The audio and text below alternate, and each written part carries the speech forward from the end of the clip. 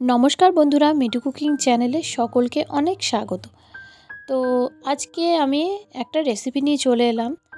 অনেক দিন কোনো রেসিপি দিইনি এই চ্যানেলে, তো ভাবলাম আজকে একটা রেসিপি দেয়া যাক, তোমাদের সাথে শেয়ার করা যাক। তো সামনেই গরম চলে এসছে, হালকা হালকা একটু গরম গরম ভাব আছে দিনের বেলা। আর এখন তো গরমকাল মানেই কুলের আচার, এই টাইমটা তো কুলের আচার, টক ঝাল মিষ্টি কুলের আচার খেতে তো দারুণ লাগে। তো আজকে বানিয়ে ফেললাম কুলের আচার। তো চলো তোমাদের সাথে শেয়ার করা যাক, আর ভিডিওটা শুরু থেকে দেখতে থাকো, স্কিপ না করে। কেমন ভালো লাগলে লাইক করে দিও, কমেন্ট করো, চ্যানেল নতুন হয়ে থাকলে চ্যানেলটাকে সাবস্ক্রাইব করে দিও।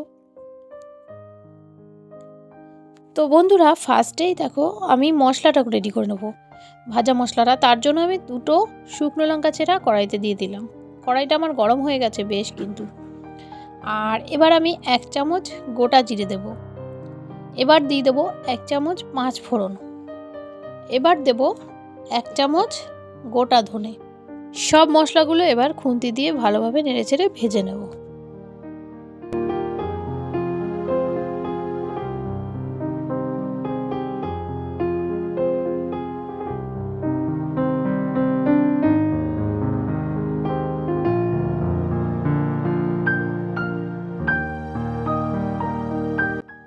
তো দেখো মশলাগুলো আমার প্রায় ভাজা হয়ে গেছে, আর দেখো লঙ্কাগুলো কিন্তু লাল লাল বেশ হয়েছে। এবার আমি এই মশলাটাকে একটা মিক্সিং বোলে ঢেলে নেব। এটা কিন্তু শিলপাটাতেও করা যায়, তো এই মিক্সিং বোলে নিয়ে আমি মিক্সিং বোলেই করব। মিক্সিং বোলে নিয়ে আমি আধ বাটা করে নেব। কড়াইতে তেল দিয়ে দিলাম, সর্ষের তেল দিয়ে দিলাম, 2টো শুকনো লঙ্কা। এবার আমি এর মধ্যে দিয়ে দেব 1 চামচ 5 ফোড়ন। তো দিয়ে দিলাম 1 চামচ 5 ফোড়ন। এবার দেখো শুকনো লঙ্কাগুলো কিন্তু আমি বোটা ছাড়াইনি, বোটা সমেতই দেব। এই দেখো এই কুলগুলো আমি 1 সপ্তাহ রোদে দিয়ে আমি এগুলোকে শুকিয়ে নিয়েছি। আমার কুলগুলো কিন্তু বেশ কাঁচা কাঁচা ছিল, মানে এতটাই ছিল না। তো কুলগুলোকে আমি রোদে মানে দিয়ে শুকিয়ে নিয়েছি। আর দেখো কুলগুলোকে আমি ফাটিয়েও নিয়েছি, নিয়ে নুন মাখিয়ে আমি এগুলোকে আরেকবার রোদ দিয়ে শুকিয়ে নিয়েছি। তো সব কুলগুলো আমি দিয়ে দিলাম তেলের মধ্যে। এবার আমি এগুলোকে ভেজে নেব। এর মধ্যে একটু নুন আর একটু হলুদও দিয়ে দেব, দিয়ে আমি ভালোভাবে ভেজে নেব।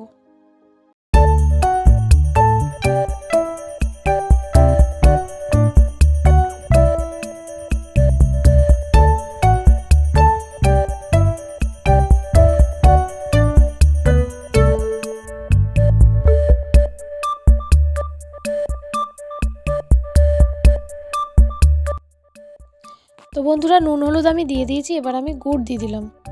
আমি এখানে 500 গ্রাম গুড় নিয়েছিলাম, তো আমার এখানে 450 গ্রামের মতো গুড় লেগেছে। আর আমি আচারটা কিন্তু পুরো মিষ্টি করিনি, একটু টক মিষ্টি করেছি। তোমরা যারা মিষ্টি মিষ্টি খেতে চাও তাদের কিন্তু 500 গ্রাম গুড়ই লাগবে। আমি একটুখানি গুড় কম দিয়েছি, মানে 400 কি 450 এরকম পরিমাণে গুড়টা দিয়েছি। তো গুড়টাকে আমি অল্প অল্প করে দেবো, মানে একবারে দেবো না, একবারে দিলে তলা থেকে পুড়ে যাবে জিনিসটা। তো একটু একটু করে দেবো আর একটু একটু করে নাড়তে থাকবো। তো চলো, এটা কিন্তু ধৈর্য নিয়ে করতে হবে অনেকক্ষণ ধরে, নাহলে পুড়ে গেলে কিন্তু জিনিসটা কালো হয়ে যাবে, একদমই ভালো লাগবে না। তো খুন্তির সাহায্যে ভালোভাবে গুড়গুলোকে মাখিয়ে নিতে হবে, মানে সবগুলোর কাছে লেগে যায়। আর কুল থেকে কিন্তু একটা জল জল একটা ভাব বেরোবে। তো আমি এটা ক্রমাগত নাড়তে থাকবো, নইলে পুড়ে যাবে, আর পুড়ে গেলে কালো হয়ে যাবে, বারবারই বলছি। আর হচ্ছে কি, কুল থেকে যে জলটা বেরোবে সেই জলটাকে সম্পূর্ণ আমি টানাবো। তাহলে হবে কি, আচারটা অনেক দিন থাকবে, 1 বছরের মতো আচারটা রাখা যাবে। তো দেখো ক্রমাগত আমি নাড়তে রাখছি, আর কুল দিয়ে মানে অনেকটা জল বেরিয়ে গেছে। তো এটা আমি নাড়তে নাড়তে একটা আঠালো আঠালো ভাব নিয়ে আসবো।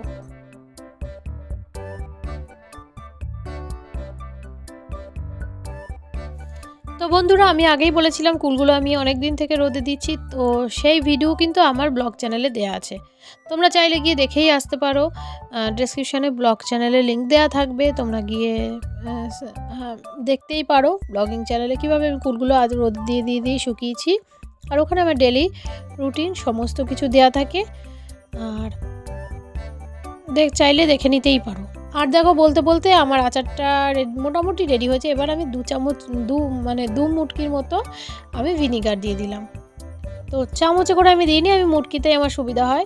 তো আমি 2 ঢাকনির মতো ভিনিগার দিয়ে দিলাম। ভিনিগার দিলে 1-1.5 বছর আচারটা কিচ্ছু হবে না, একদম ভালো থাকবে। তো দেখো আচারটা এখনও জল রয়েছে আচারটার গায়ে। এবার আমি আরও একটু টানাবো। এখনও যদি এটা রাখি না তাহলে বেশি দিন থাকবে না। তো আরও একটু টানিয়ে এই দেখো একেবারে কুলের আচার আমার রেডি হয়ে গেছে। এইবার আমি ভাজা মশলার মধ্যে দিয়ে দেবো। তো দেখো কেমন পেস্ট করেছি ভাজা মশলা, এই দেখো আধ ভাঙা করেছি ভাজা মশলাগুলো, মানে রোস্ট করেছি। তো চলো মশলাটা এবার আমি দিয়ে দিই এর মধ্যে। এবার মশলা দিয়ে একদম মাখিয়ে টাকিয়ে নিয়ে একদম রেডি হয়ে গেল আমার কুলের আচার। ওহ, জিভে আমার এখনই জল চলে আসছে। তো কেমন লেগেছে আজকের রেসিপি কমেন্টের মাধ্যমে জানাও। ভালো লাগলে লাইক করে দিও, কমেন্ট করো অবশ্যই। চ্যানেল নতুন থাকলে চ্যানেলটাকে সাবস্ক্রাইব করে দিও। আর হ্যাঁ, অনেকদিন পর নিয়ে এলাম এই ভিডিও।